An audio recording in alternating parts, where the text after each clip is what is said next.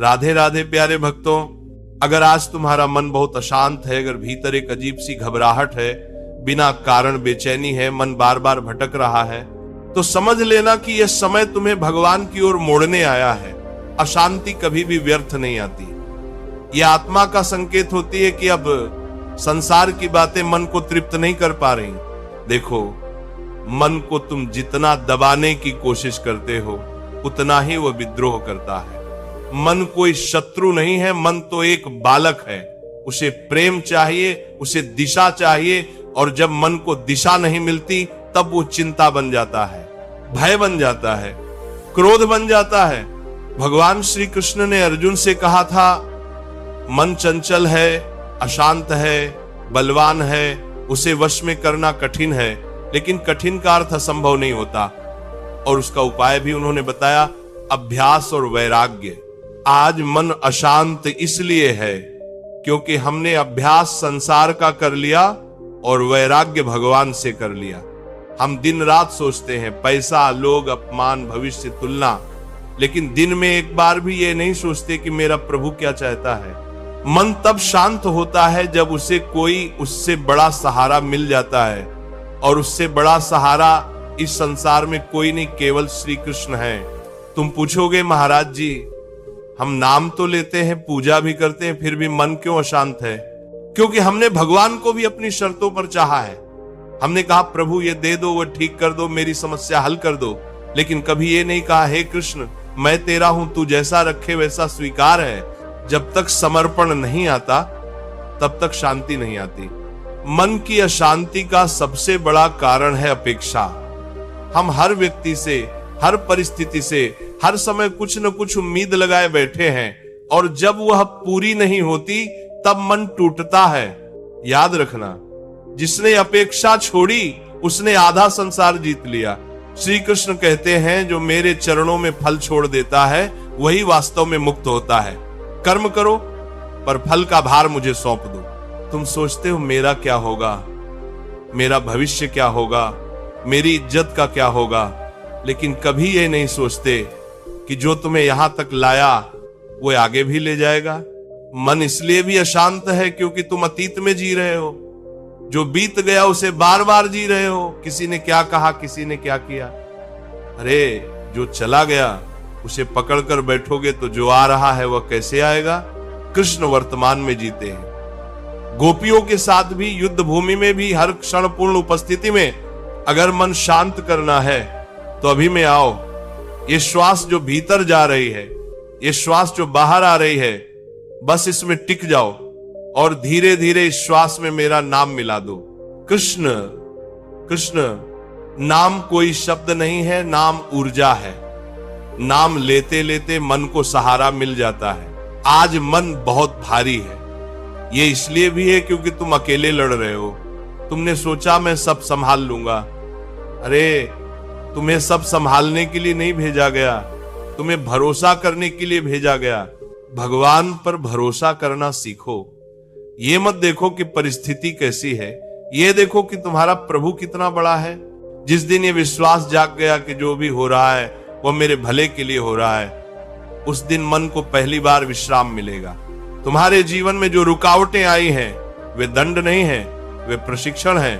कृष्ण अपने प्रिय को कमजोर नहीं बनाते, वे उसे मजबूत बनाते हैं। जब अर्जुन रो रहा था, कांप रहा था, तब कृष्ण ने उसे युद्ध से नहीं भगाया बल्कि उसके भीतर का डर तोड़ा। आज तुम्हारे भीतर भी एक अर्जुन बैठा है जो कह रहा है मैं नहीं कर पाऊंगा, और तुम्हारे भीतर ही एक कृष्ण भी है जो कह रहा है मुझ पर भरोसा कर। मन अशांत है क्योंकि तुम अपने मूल्य भूल गए हो। तुम सोचने लगे हो कि मेरी कीमत लोग तय करेंगे। अरे नहीं, तुम्हारी कीमत तुम्हारा प्रभु तय करता है। लोगों की बातों से मन को मत तोलो। आज तारीफ करेंगे, कल भूल जाएंगे। जिसने भगवान को पा लिया उसे दुनिया की स्वीकृति की आवश्यकता नहीं रहती। मन को शांत करने के लिए सबसे पहले अपने आप से सच्चे बनो। मान लो कि हाँ मैं कमजोर हूं, मैं थका हुआ हूं। भगवान कमजोरी से नाराज नहीं होते, वे अहंकार से नाराज होते हैं। रो लो उनके सामने, कह दो प्रभु अब नहीं संभल रहा। यही तो भक्ति की शुरुआत है। याद रखना, जो कृष्ण के सामने झुक गया वह दुनिया के सामने खड़ा हो गया। मन को बार बार एक ही बात कहनी होगी, जो होगा देखा जाएगा। अभी मुझे केवल अपना कर्तव्य करना है। अधिक सोचने से भविष्य नहीं सुधरता, अधिक भरोसा करने से सुधरता है। आज अगर मन बहुत अशांत है तो यह संकेत है कि अब तुम्हें भीतर की यात्रा शुरू करनी है। बाहर बहुत भटक लिए, थोड़ा समय निकालो, फोन से दूर, लोगों से दूर, बस अपने प्रभु के पास बैठो। कुछ मत मांगो, बस साथ मांगो। आपको कार मदिंदली कृष्ण के साथ बैठने भर से मन शांत होने लगता है। और याद रखना, शांति कोई वस्तु नहीं है जो बाहर से मिले। शांति वह स्थिति है जब मन ने लड़ना छोड़ दिया। जिस दिन तुमने यह स्वीकार कर लिया कि मैं सब कुछ नियंत्रित नहीं कर सकता, उसी दिन से नियंत्रण भगवान के हाथ में चला जाता है। आज यहीं से शुरू करो, धीरे धीरे, बिना जल्दबाजी। मन को ये मत कहो कि तू गलत है, मन को ये कहो कि तू थका हुआ है।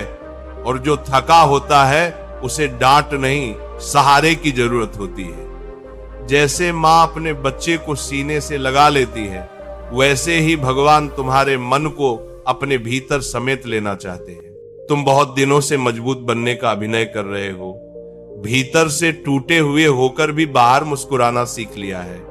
याद रखना, भगवान के सामने कोई अभिनय नहीं चलता। वहां तो वही जाता है जो जैसा है वैसा ही जाता है। श्री कृष्ण को तुम्हारी सफलता नहीं चाहिए, उन्हें तुम्हारा हृदय चाहिए।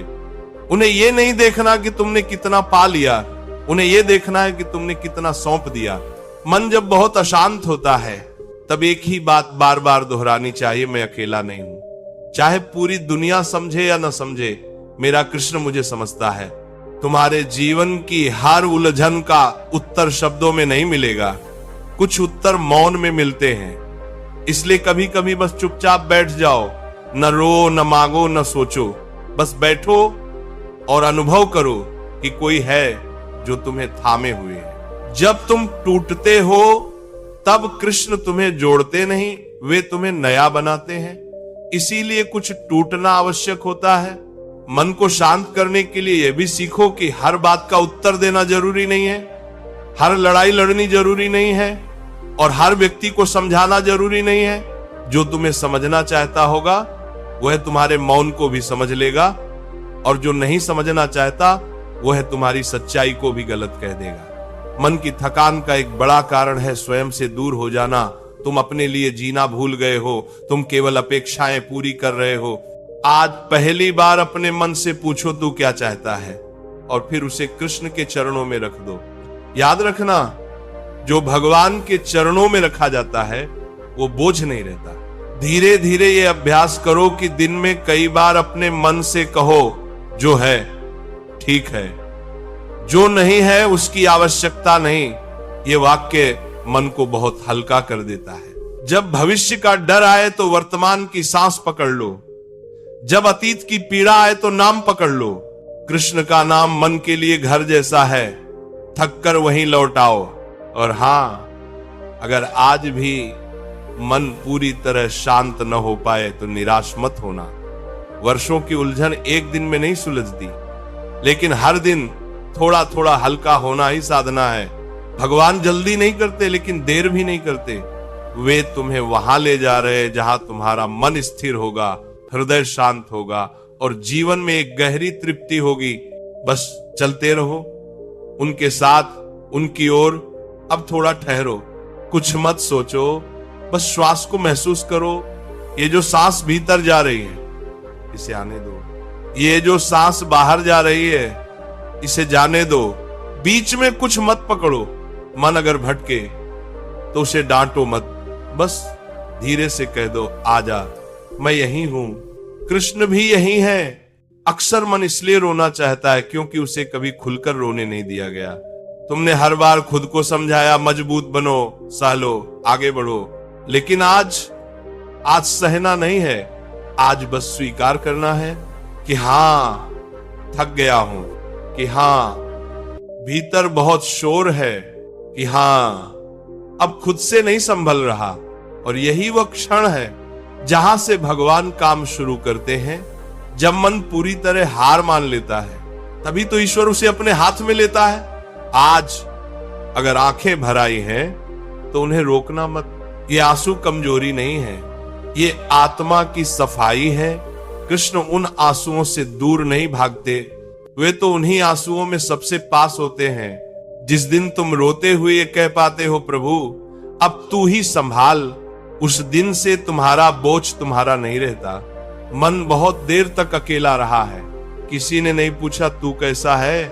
आज पहली बार तुम खुद से यह प्रश्न करो और फिर उत्तर मत दो, बस कृष्ण को सुनने दो। वे शब्दों में नहीं बोलेंगे, वे शांति में बोलेंगे, और जब वे बोलेंगे तो भीतर कुछ पिघलेगा, कुछ टूटेगा, कुछ हल्का होगा, और तुम पाओगे कि मन अभी भी शांत नहीं हुआ है, लेकिन अब वो अकेला नहीं है।